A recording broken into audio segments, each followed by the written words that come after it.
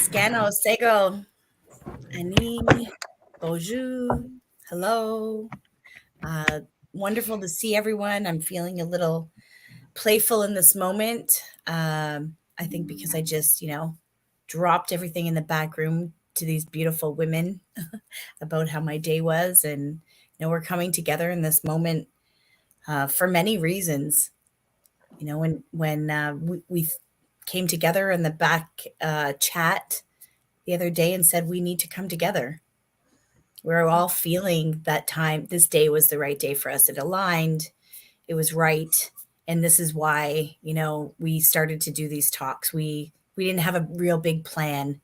And I think most of us in this circle square, live from our hearts the best way that we can. And so, nyawa to all of you for coming today, and for those of you who are joining us now or may join us later, for being here in this space and time with us. Uh, I'd like to just acknowledge. We'll begin our talk together with a beautiful little story that one of my encounters today, and I think that this would just honor this time together, this hour together, in a good way. If you notice, for those of you that have chimed in before or watched, I changed my artwork right here as I'm pointing up here. This is a piece that I picked up today. I met Ray Sky, and he delivered some beautiful artwork for a display that we're doing in Milton. The Milton Gallery asked Grandmother's Voice if we thought that we could put together. I guess, like, I've never done this before. I just for some reason said yes, because I just felt like it was time to display Indigenous artists, and if we could, and it just seemed like the last three months, that's all that's been kind of coming to me. So they said, what do you think about doing a display for the month of June? And I said, well, let's just make a few calls, and if it works, it works. And it just so happens, the next day I saw Ray Sky, and then there's another person that reached for another, and it was just flowing, much like today, coming together. And that's when our hearts know that we're supposed to be doing something when there's no resistance. And I really believe that there's an ascension happening. We were just talking about, just being the energies that we've been in, and so even though we feel that they may bring us some chaos, and um, maybe even not happy, just making us not happy, who knows, whatever it is, we just are acknowledging all of that right now in this moment, the energy that surrounds us, and know that it's meant for us, meant for us to take in or let go. These are all reminders, and I'm really grateful that our circle is here with us today. So as our opening, I'd like to read the Sky Woman that Ray Sky put together. I didn't ask for his permission, so if any of you watching know him, let him know that I would have called him, but it was impulsive. I'm delivering it to the gallery for him, so I didn't want to put it on my floor, and that was the right place to put it for us. So just we'll read this and know that it's been a pleasure to get to know you, Ray, and your work is so profound and important in this time. There's so much beautiful teaching and all of the work that he does, and I'm really excited for it to be on display at this gallery, so you can watch, and we'll share that information when that goes up and live. So every nationality in the world has their interpretation of creation, how the world and all life came into existence. The Iroquois or Haudenosaunee people have their interpretation as well. Their story explains that a woman was the first human being to inhabit the earth. She was called Sky Woman, and she lived in a celestial world high above the earth. The earth at the time was only covered in water. The story goes on to say that the Sky Woman fell from her world down to earth below. She was pregnant at the time. As she descended to the dark waters below, a flock of large birds saw her and flew up to catch her. A large turtle surfaced from the deep waters and offered its back as a place for Sky Woman to land. The birds gently carried her down and placed her on the turtle's back. Some water animals began to gather around the turtle, curious as to who this being was. They knew she was not like them and would not be able to survive in the cold waters. So the animals decided to help her. A muskrat dove deep down into the watery depths and was able to bring up some earth from the murky bottom. The Sky Woman took the earth from the muskrat. While holding the earth in her hand, she began to walk, spreading the earth around on the turtle's back. All of a sudden, land began to form, spreading out further and further until it became an enormous island. Sky Woman eventually gave birth to a daughter. She was the first child to be born into the new world. When she grew older, she too became pregnant by the spirit of the west wind and eventually gave birth to twin boys. While giving birth, she died. Sky Woman buried her daughter in the newly formed land. When the twins grew older, one of them began to create all kinds of life in the new world, life that would enrich the lives of the humans who would eventually inhabit the earth. His brother would create life as well, but his creations were quite different. They say that difference created a balance in the world that exists to this day. Haudenosaunee people would call the new land Turtle Island. Today, it is more commonly referred to as North America. Nyawa for Yeah. that condensed story. But I got goosebumps like 3 times reading that. And so, just honoring Mother Earth, the creation, all of our relatives for being here. Nyawa. Scano Jody Nigaso. I'm Jody Harbour. My great grandmother was of the Cayuga Nation, 6 nations of the Grand River Territory. And sometimes I forget to say who I am because I'm doing all of the organizing in the background and just showing up on time. And my intention, though, is she's always with me, all of my ancestors, and I trust that deeply in this time right now. And so, thank you for being here. Yeah. Yeah.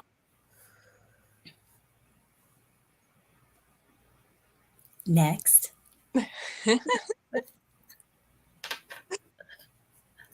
Tansei.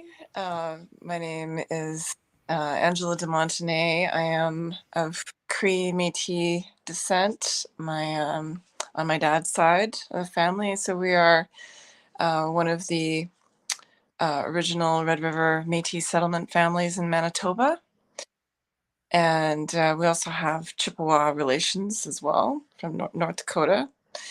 And my spirit name is She Who Walks with Honor. I am very honored to have done many big ceremonies, sun dances. Ancestor ceremonies are actually my favorite. I love dancing and being with our ancestors. And yeah, I work in a creative field, different things, fashion, um, other products, art, and now public art. And I have, even though I grew up on the West Coast, I've lived my life pretty much being led by my grandmothers who are on the other side, and just knowing knowing that I've been guided pretty much my whole adult life, and the fact that I now live 3,000 miles from where I grew up. But the first time that I came out here, I felt like this was home, which I could never really explain. So I've lived on Six Nations for, over a decade, started my business there. My children are, and their dad is from Six Nations. So I've had an interesting time where I was able to actually not only learn a lot of Mohawk ceremonies, the Longhouse. My late mother-in-law was a faith keeper at the Sour Springs Longhouse, so I always took my kids when they were little to Longhouse, even though I didn't understand the language. And yet it felt very familiar and very comforting listening to that and understanding the ceremonies and what they're for. And then having my own Anishinaabe ceremonies and things that I've learned. It's been a wonderful journey. And so one of the things that as we all start to gather and women, Indigenous women we're starting to show up and really develop these sisterhoods all over Turtle Island. And just seeing that happen really in the last 3 years. It's time. It's like we are being called to gather, to heal, and I see that happening like in real time. And it's pretty exciting to see what's coming from that. And one of the things that is really starting to come into my sphere are young Indigenous women and youth in general who are starting to, no matter like whatever it is that I'm doing, whether it's the public art, whether I'm doing workshops or whatever, they're starting to come to me and asking for knowledge. They are dying for cultural knowledge, and they're mostly in, the cities, and they don't know where to go. And as far as I know, there isn't any sort of there's nothing organized other than what's happening at the Hamilton Regional Indian Center, which seems to be kind of ad hoc things happening. And I really want to see if they can come into the circle with us and start to learn. A lot of them have grown up, for whatever reason, have not had access to their culture. And they are like sending me messages on Instagram, and it's been like in the last few weeks, it's been kind of amazing. So I just want to make you aware of that they are, and for whatever reason, they're asking me.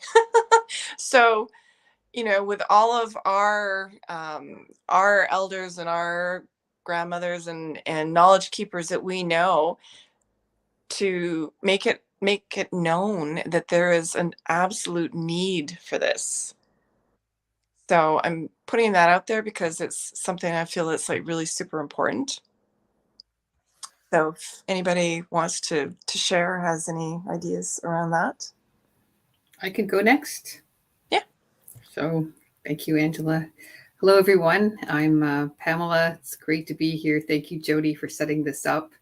Your timing was fantastic because I was actually really just thinking about you a lot lately, thinking, when are we going to get together again?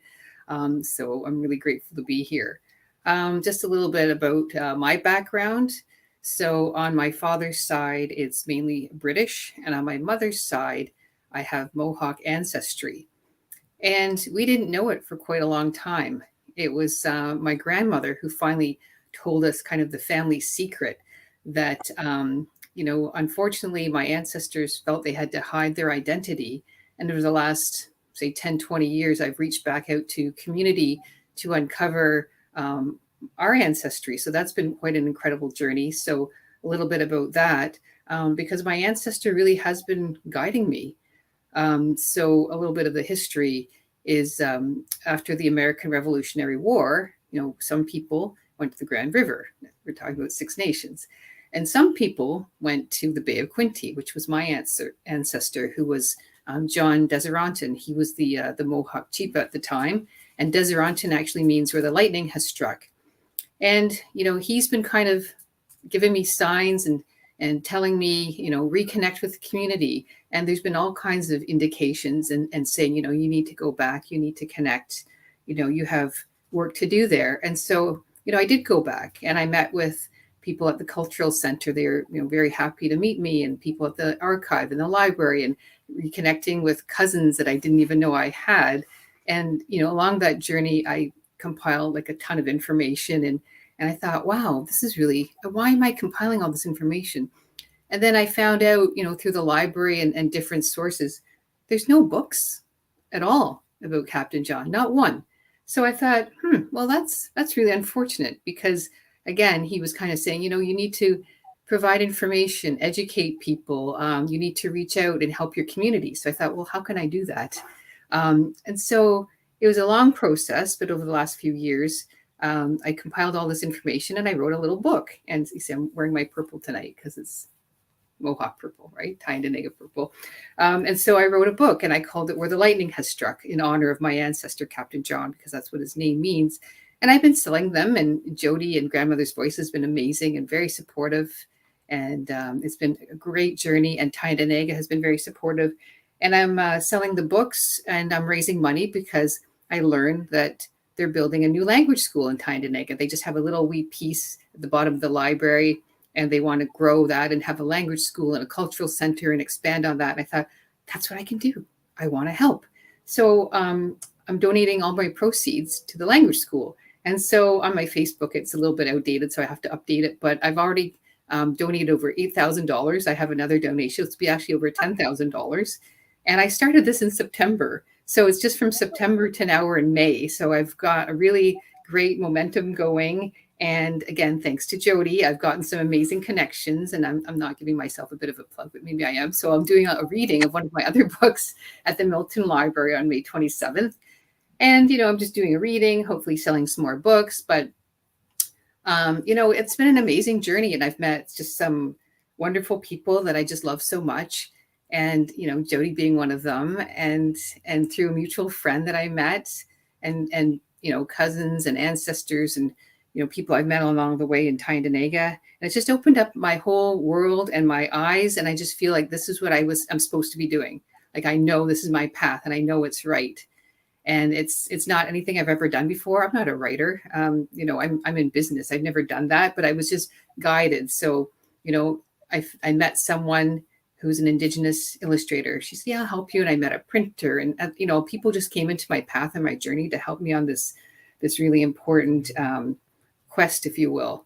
And, I'm building awareness and education about Captain John, and I'm not doing it for myself. I'm not looking for recognition. I'm doing it really to reconnect and help my community. That's what it's all about. And I'm really happy, because I always felt there was like this missing piece inside of me. So when we're talking about rebalance and, refocus, and really for me, it was reconnect. And that's just so important to me. So, I'm just glad to be here tonight and be able to share that. So, Nyama. Yeah.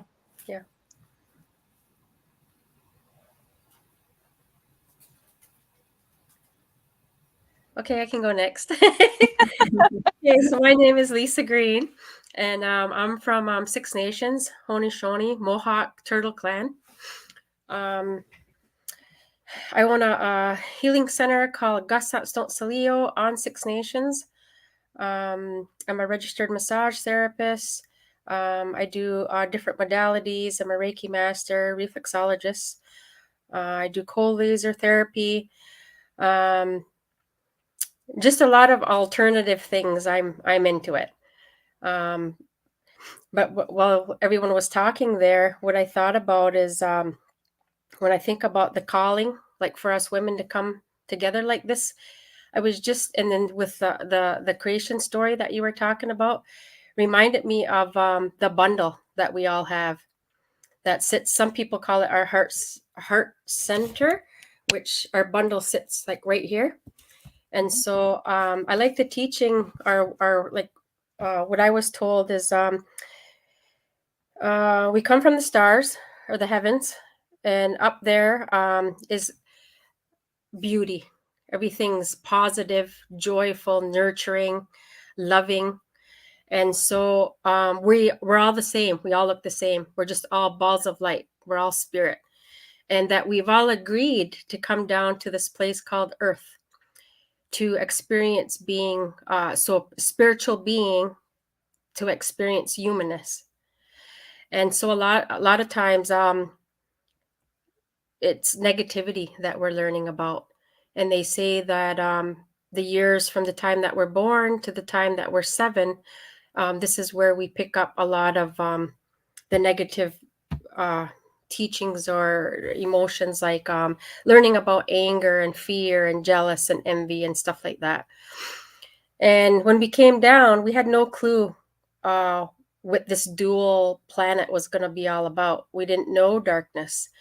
And so what it makes me think about, like when you were talking about the creation story and about the twins, and you know how one's referred to as the left twin and the right twin. And so, or in other words, darkness and light and stuff. And we have that in us, but a lot of us struggle with accepting the darkness in ourselves. And we need that because we're duality down here on earth. And so we need that balance. So when you're talking about rebalancing and realigning and all that stuff, it just made me think about accepting our dark side, and that we need to accept that. That's a part of us. And so what I'd like to share, I guess, is do you want to go into a fit session now, or will we let Jen maybe introduce herself? Maybe we'll do that, eh? Let Jen introduce herself first. Sure. Do you want me to do that, Lisa, first? Okay.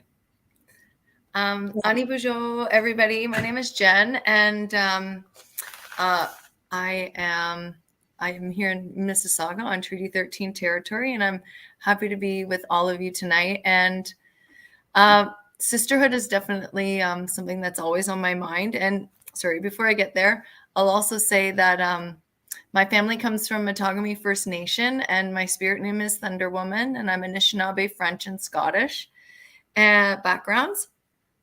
And it's interesting, Jody, you started with saying that we all live by our hearts, right? And that was one of the first things that you said. And then Angela, you talked about the importance of sisterhood and of women coming together. And in our berry is the strawberry, the women's berry, and that's the heart berry.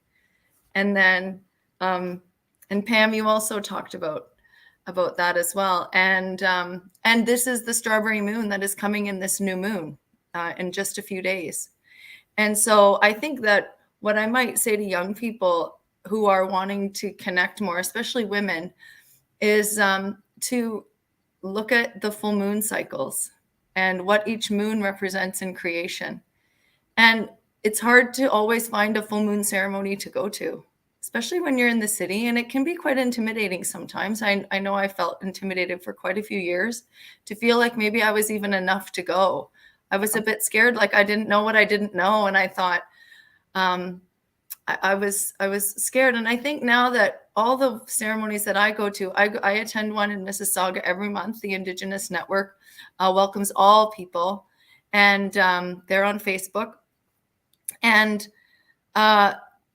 it's such an open and welcome ceremony. And so whenever anyone new comes, we're always so welcoming. And I think that, be brave and go and try something new, just like we're being brave and trying something new here.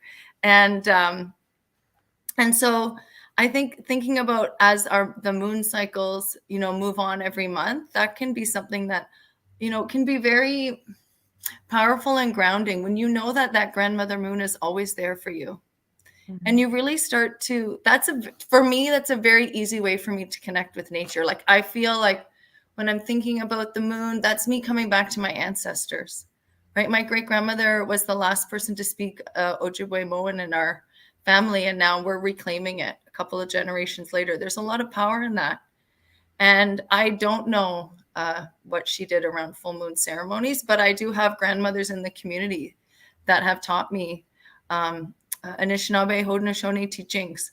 And so listening to those kinds of things and having comfort in what the power of each moon brings. And I'm sure, I know there's many people on Instagram and Facebook who are Indigenous women who also talk about those things, and you can look at that as well. I think that, and Lisa, you talked about our heart bundle that we bring with us. And so definitely the heart is a theme tonight, and that as sisters we're connecting. And so Of course, one of my new moon rituals is to write in my moon journal. I was talking about that last night. The And one you're publishing? yes, the one I'm publishing. And so so far it's blank. My new moon on here, my full moon. It's always a good time to set intentions. But what I try to do, because I've always been a goal setter, is not really think of them as goals. In the way that I learned in school, like that westernized, like improve, always to gain. And it's sometimes it's more, what do I want to let go of, or what kind of energy do I want to lean into this month and try to remember. And so that would be kind of what I do around the new moon. And I thought tonight, because we were talking about this new moon energy and a chance to reconnect, I might sing a moon song, but I'm wondering, Lisa, if I should do that near the end. What do you think? After grounding, or do you want me to do it now? No, sure, do it now. Sure, I'll do it now. Yeah. So this song is it's called Nisa, and it's from the Seneca Nation. And what I've learned from my teachers is that it was a contemporary gift from their language. And Nisa means grandmother moon or winter moon. And Gaiawe Ho, which is the other word in the song, means the creator who is the creation. And then when you're thinking about that sky woman creation story of Turtle Island, there's definitely that connection there. And this is when I like to use a rattle too. This is one of the rattles my sons made when they were younger. Nisa, Nisa, Nisa, Nisa, Nisa, Nisa, Nisa, Nisa, Nisa, Gaiawe Ho, Gaiawe Ho. Nisa, Nisa, Nisa, Nisa, Nisa, Nisa, Nisa, Nisa, Nisa, Gaiawe Ho, Gaiawe Ho. Nisa, Nisa, Nisa, Nisa, Nisa,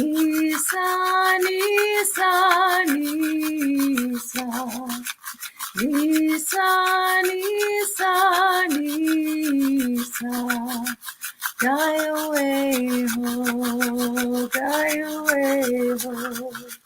Nisa, Nisa, Nisa, Nisa, Nisa,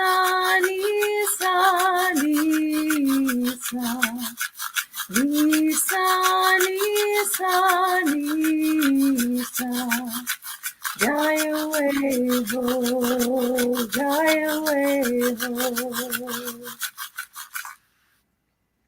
Miigwech.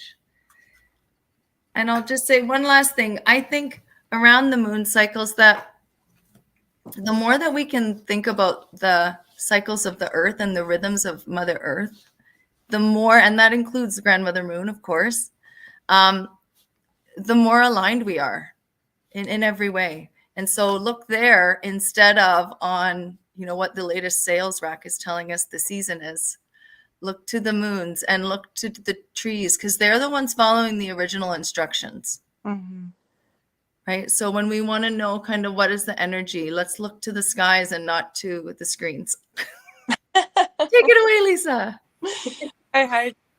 Okay, so you're talking about the original instructions, and that's what I was sitting here thinking about. Our original instructions that's in our DNA. And so when we go into this fit session, what I'd like to awaken is our wisdom within ourselves. That seems like very appropriate.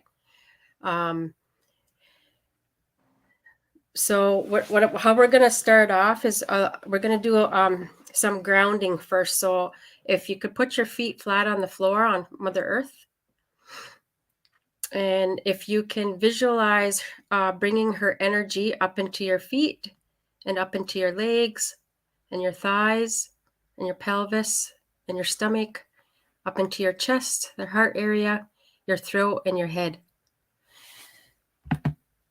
Oh, And then I want to do some breathing exercise, just 4 short cycles. So you're going to inhale through your nose to the count of 4, and you're going to hold your breath to the count of 4, and you're going to exhale to the count of 8.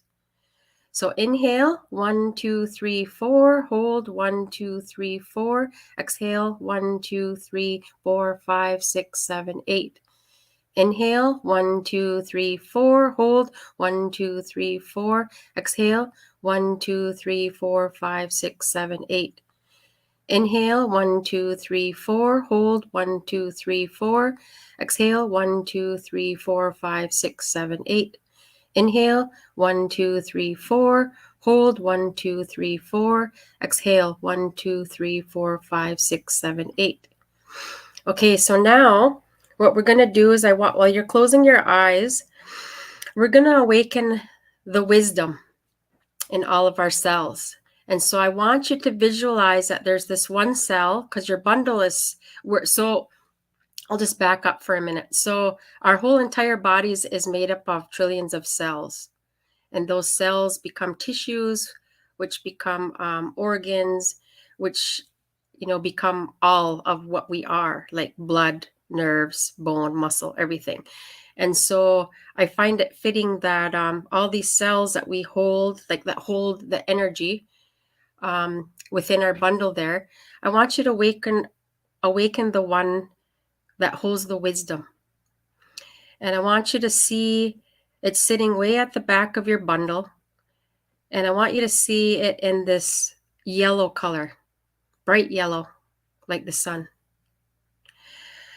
And so you see that one cell awakening that's holding the yellow energy, which is wisdom, and it's floating to the front of your chest.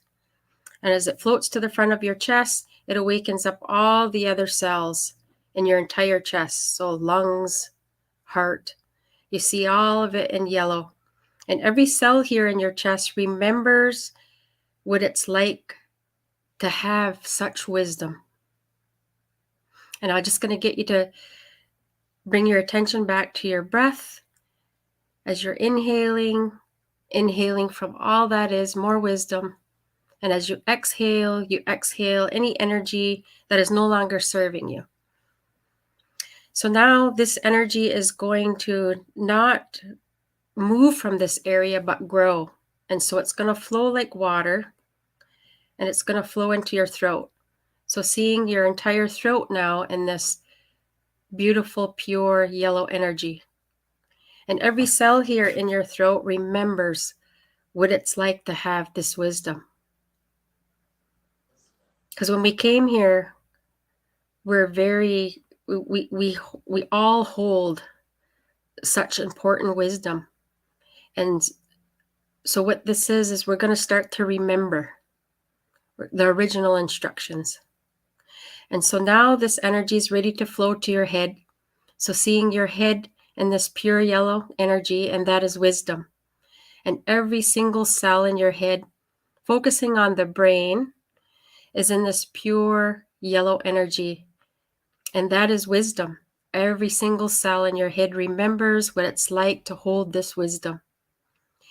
And now the energy is going to flow from your bundle area, your chest area, and go into the back of your neck and into your shoulders and down your hands and fingers.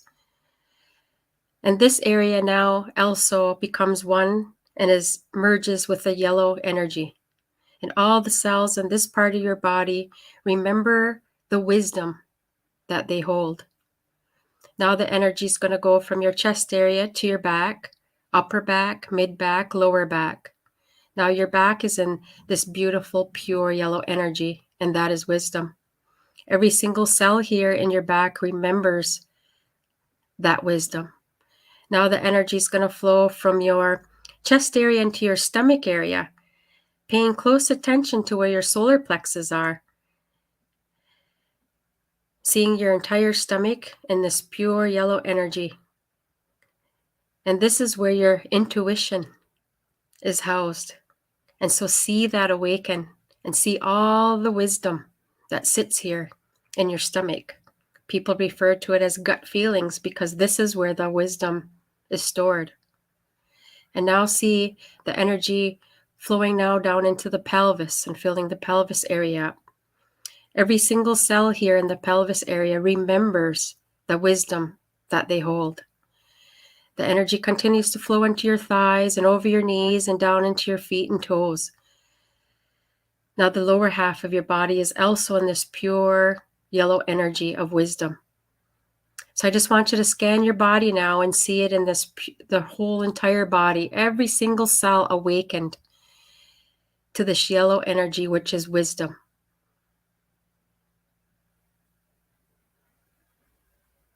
Nice. And when you're ready, you can open your eyes.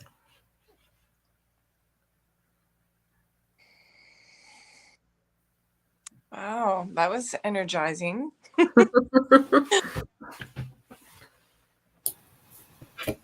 Wow, that was amazing. I felt like a warm glow going through my body. Thank you for that, Lisa. You're welcome. Lisa. That's what that song was. I'm like, yeah, what a lead up. Woo. I'm like super giddy now. You woke up lots in me today. Nyawa.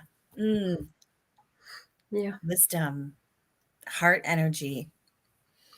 You know, I just speaking about the sisterhood and the, you know, coming together and sistership and whatever we want to call this. I feel like it's a sistership.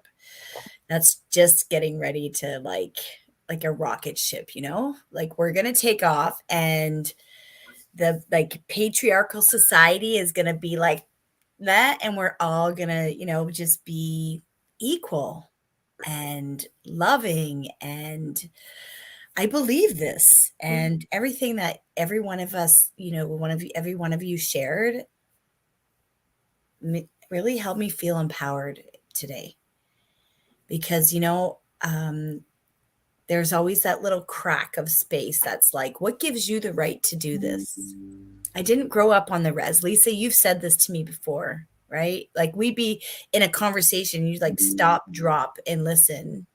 Why are you saying this?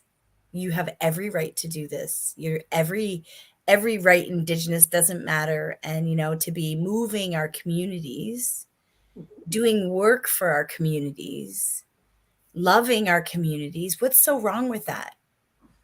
So I love that, Jen. Thank you for, you know, and everyone for sharing the words of like, we're supposed to stay positive. Mm-hmm. The grandmas and the elders have taught us to focus on the light because the darkness cannot live in the light.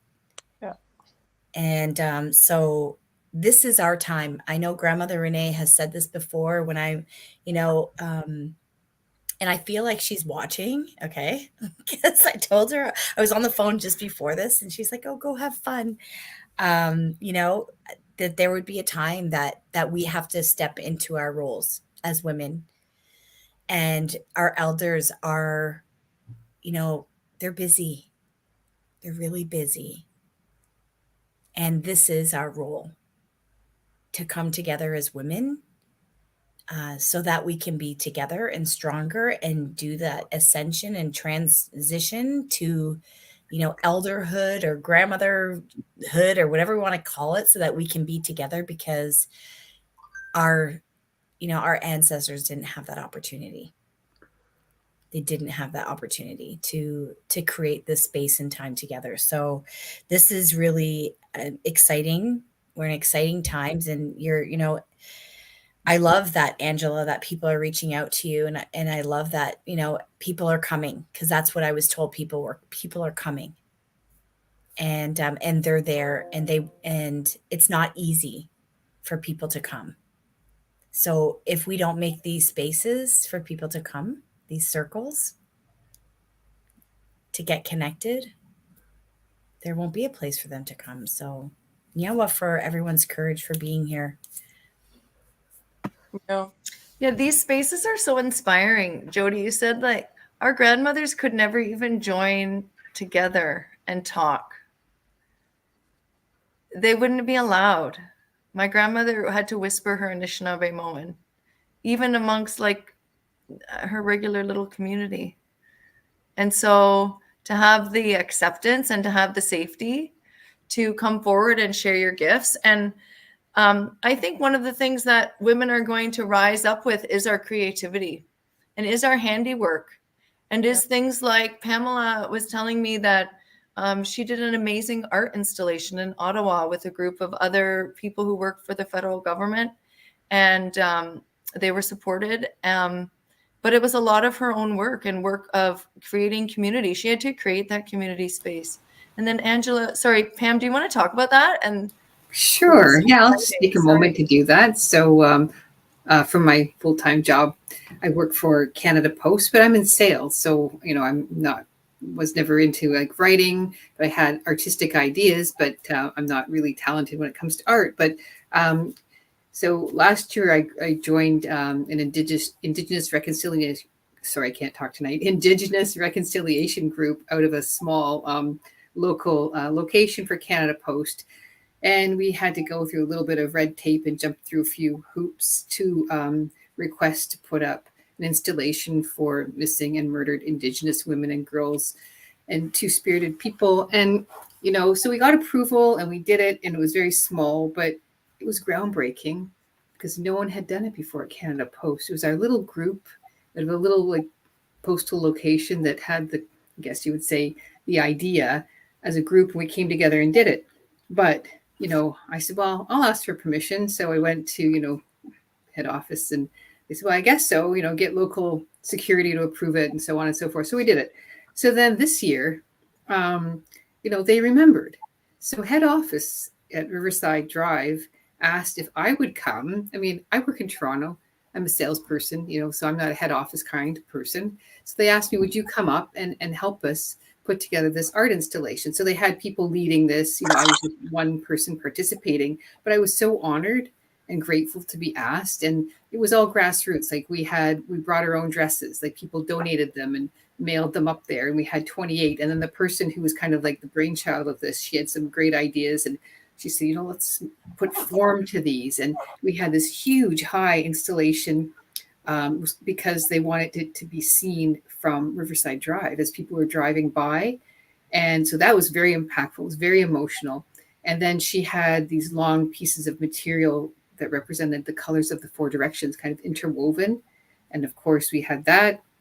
And then she had another idea of let's have green, brown, and blue to represent where people were found, the water, the grass, and the ground.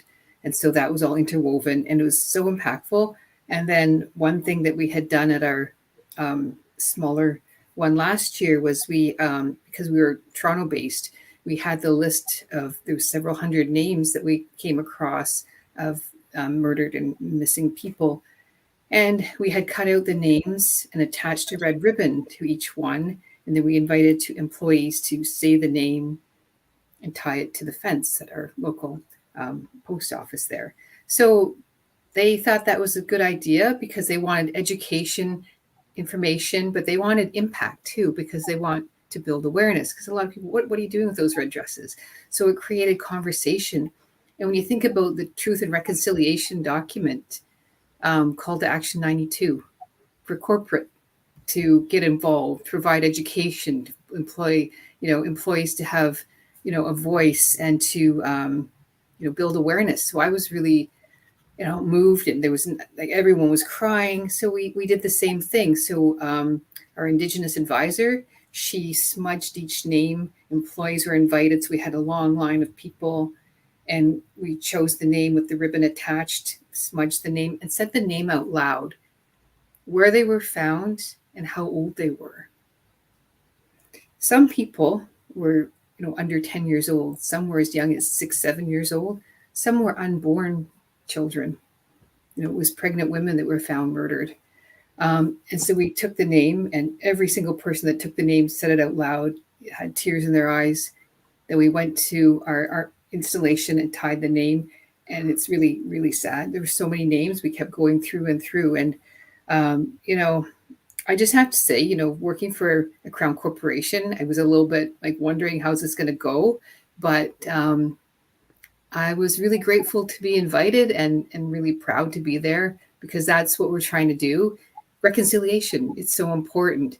They're doing, active hiring, and, they've asked for my input. So, I'm a salesperson. I'm not in HR, but they have a group now that's ED&I, equality, diversity, and inclusion. And they've asked for my kind of, support. And next year we might be doing it right across Canada. They're going to have a committee, and they invited me. So I said, yeah, I'd love to do it. I will be there. Count me in. So, we're a small group, but we're trying to do good things. So I just wanted to share that. So thank you, Jen, for mentioning that. I wasn't going to get into it, but it was very impactful. Even now I feel like emotional talking about it. So it was really moving. So thank you. Yeah. Well, That's how movements start, Pamela, is the big, bigger people seeing the work that you're doing. And then that's amazing that it might be national next year. That's so exciting. Yeah. Thank you for all that inspiring change that you're doing. And that's how, that's how sisterhood, that's how we bring things together. And that's the creating that space. Wow. And our creativity. Angela, you also do a lot of artwork. And I was so inspired by your, you were doing the glass beads at one point with iron workers, right?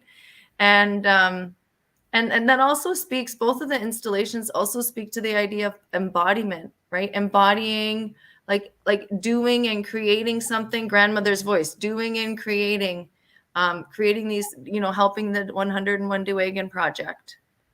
And then in my own little sisterhood project at school with my grade 5 girls, where I'm trying to help them understand we can raise each other up higher and higher. I started to teach them about, we were doing braiding and talking about the power of braids and what braids mean in all their different cultures, right? And why they braid their hair, and how you have to be so tender and caring when you're braiding someone's hair, and how you can't really braid by yourself. You need someone to hold the other end of that braid. So they made braids. They're making some braids out of some recycled fibers to keep in their rooms to remember. And then I got a burlap sack recently, and I'm having them embroider and stitch into the sack. And then the sack, it's like a big rice sack that we got from somewhere. And they're going to embroider, each of them will leave their mark, make their mark on this stack, and then it will travel. So next year, my next project will start with that. As this idea that we weave our lives together. And Pamela's talking about her own family story. And when you weave the stories, right, all of our stories, that's how we connect. So, miigwech. Yeah. Yeah. Yeah. Do you want to share anything, Lisa? No, not really. All right. I know you jumped on from working, and and I'm grateful for that, because you're an amazing human being, but you also, physically work with people's energy. And that's a really amazing gift. So nyawa, because I've had you touch me. So I know the power of Lisa. I don't know if anyone has ever, does anyone have this book? Yep. Good, eh? Ashes. I enjoy it. There was something I opened up today. Excuse me. Did anyone want to say anything? I just want to read this. It was funny because I opened it to this. And I just kind of did that, and I stuck this email address that that's how I was like, I have to email this person. So, but it ended up being on the medicine of a circle. Mm-hmm. And so I'm going to read it, if you guys are okay with that, you ladies, sisters. So the medicine of a circle. The circle describes many aspects of the physical world and our relations, giving it deep meaning to Indigenous people. From the shape of the celestial beings of the sun, moon, planets, and stars, to the intricate weavings of bird nests, spider webs, or drops rippling in the water, the circle is reflected in much of our sacred world. I can't say this word. Cyclical. Is that a word? Cyclical? Cyclical. Like a cycle. Yeah. So sorry to ruin that flow, everyone. The cyclical nature of our seasons, the moon cycles, and our life cycles all move in circles. Circle medicine reminds us that we are all connected. If harm occurs to one of our relations, it happens to us all. In this way of seeing the world, every action creates a ripple of reaction. We ask ourselves, how do we maintain harmony with all of our kin? How do we come back into balance? This is so important, in spending this time together, because even reading stuff like that, like things came up as those things were coming out of my mouth. Remembering. Like right now we're in a time of remembering. Yeah. That's what this time of year is about. Just remembering. Our body remembers things, like you were saying, Lisa, like we remember. And it's time to remember what we want to be and what we don't want to be. And so I'm grateful for that exercise that you share with us, Lisa. Yeah, I feel like Yeah. It was perfect. We all know that we're vibrational beings, right? And so, but we forget that. And so when we have our songs and when we speak, those are vibrations, but they're also healing vibrations, right? So one of the things that I'm starting to really understand is that also when I talk about to groups or to people about whether I'm explaining all our relations and what that means, or how I want to see our world, how the future, I want to see it, where there's unity and people are, supporting each other and, becoming united, even and just talking about our relationship with everything that has power to it. And what I'm starting to see that manifest, and how, because you don't understand sometimes like how that affects other people, but from a vibrational energetic place, that is changing things.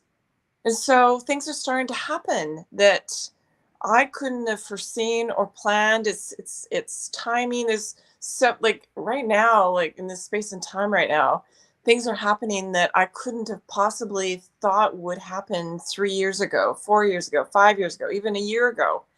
And we're like making space and room for new things to happen. We have that. We're very powerful. And so I want you all to remember that, right? The things that we say, our hearts inform our minds. Our knowledge is in our heart. And so when we live from that place, that can create miracles. Like literally, that can change the world. And, even by, doing small little things, they become huge things. If we look at things from an energetic place, and that's really how the world operates, right? So I just wanted to share that. Like I'm becoming far more aware of different things than I ever was before, and it makes me super excited. Hi. I love that. Me too. I'm in.